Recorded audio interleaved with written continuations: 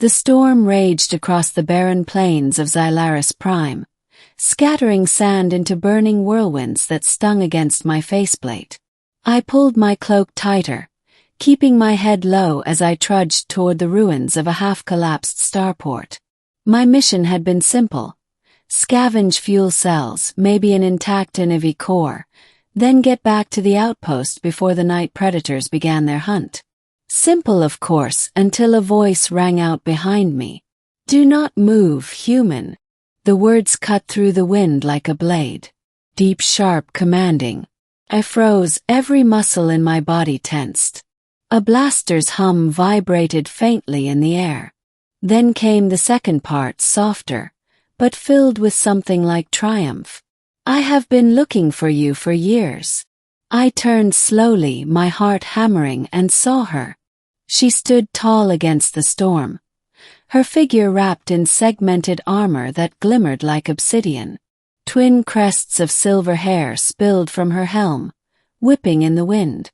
Her skin was a pale lavender, her eyes a searing gold that locked onto mine with unshakable intensity. An alien woman. Not just any alien, one of the Volari. And she wasn't smiling. Beginning, the stranger from my past. I raised my hands, palms open. "You've got the wrong guy," I said, trying to keep my voice steady. "I don't know you." Her expression hardened. "You are Kale Rennick, Terran-born, survivor of the Rosen massacre. You are the human who vanished from Volari records 20 years ago. Do not insult me by pretending otherwise." My breath caught. No one should have known that name. Not here, not now. I'd buried it long ago. The massacre. Fire raining from orbit. Children screaming in the streets. My parents gone in an instant. And then the Volari, the very same species standing in front of me, descending in their warships.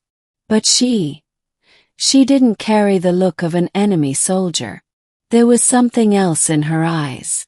Something close to relief. Why are you looking for me?" I asked carefully. She lowered her weapon, but only slightly. "Because you saved me. And because I swore an oath I would never stop searching until I found you again." The storm howled between us. My pulse thundered in my ears. Memories stirred. Half-buried images of a child's face, terrified, pulling free of rubble as I shoved aside burning wreckage with bleeding hands. A girl with silver hair, sobbing, as I dragged her toward the evacuation craft. I stared at her now, older, armored, fierce. And it hit me.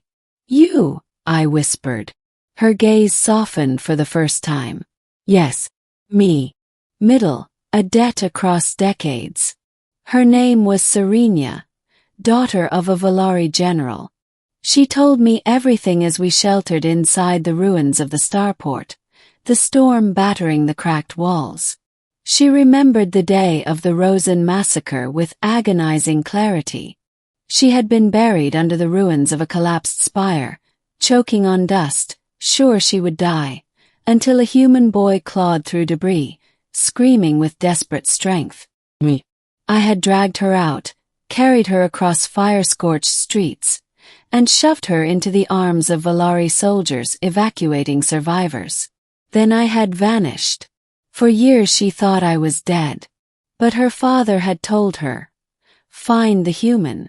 He saved your life. One day you will repay the debt." So she searched, through military records, cross battlefields, even against her people's wishes.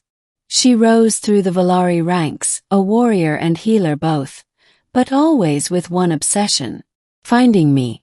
When she finished her tale, silence stretched between us. I laughed, bitter and hollow. "You spent years searching for me? For what? Some childhood debt. Serenia, your people destroyed my homeworld." Her jaw tightened. "The war was a crime committed by those before us. I do not defend it. But you, Kale, you carried me from death when you had every reason to leave me. Cannot erase your loss. But I can honor what you gave me." I wanted to stay angry. I wanted to push her away. But when her hand trembled slightly on her weapon, I realized something. This wasn't duty alone. She truly believed she owed me her life. And I didn't know what to do with that. The hunters arrive. We didn't get much time to process it. The storm broke, and with it came the predators. 6-legged beasts with translucent hides, their fangs glowing with bioluminescent venom. They had followed our scents. "Stay behind me," I muttered, drawing my rifle. But Serena laughed, a sharp, defiant sound. "After 20 years, do you think I would find you only to let you die again?" She leapt into motion. Her armor shimmered as an energy blade snapped from her gauntlet. She cut through the first beast in a whirl of silver light. Another lunged at me. I fired 3 rounds into its skull, watching it collapse in a spray of acidic ichor. Side by side we fought. She was a storm of precision, every movement fluid, deadly. But she wasn't invincible. One of the creatures slammed into her, sending her sprawling. I didn't think, I just moved. My rifle emptied into the beast, and when it finally dropped, I pulled Serena to her feet. Her blood, luminescent violet, dripped down her arm. "Your hands," she whispered, staring at me through the chaos. "Still too gentle, even for war." We finished the fight together, panting, standing over broken carcasses. The night had fully fallen, the stars burning cold above us. And I realized we weren't enemies anymore. The bond beyond oaths. We made camp inside the wreckage of an old shuttle. I bound Serena's wounds as best I could. Her people healed fast, but she still winced under my touch. "You could have left me," I muttered. She tilted her head. I could say the same. For a long while, neither of us spoke. Then she reached into her armor, producing a small metal pendant. She pressed it into my hand. It was the Valari sigil of oath. "Bond token. I swore to find you," she said quietly. "But now that I have, you offer more. Let me walk with you, Kale. Not as debt repaid, but as ally. As something more, if you will allow it." I stared at the pendant. The weight of 2 decades pressed down on me. She wasn't just a memory from my past anymore. She was here. Real. Flesh and blood, scars and fire. And for the first time in years, I didn't feel alone. Ending, a future found. Morning came with a new sky. Clear, bright, filled with the distant hum of Valari patrol ships. Serena watched them with conflicted eyes. "They will not understand," she said softly. "A Valari warrior bound to a human. They will call it weakness." "Then let them," I replied, slipping the pendant around my neck. "I've been alone long enough. If you're stubborn enough to spend years chasing me through the galaxy, maybe I should stop running."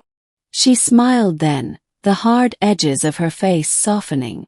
For the first time, I saw not the warrior or the survivor, but the girl I had saved, grown into someone fierce and unbreakable. "Then we walked together," she said. The storm was gone. The plains stretched endless before us. And though danger waited in every shadow of this war-torn galaxy, I knew this. I had been found. Not by an enemy. Not by a ghost of the past. But by the one person who refused to let me vanish. And maybe, just maybe, that was enough to build a future worth fighting for.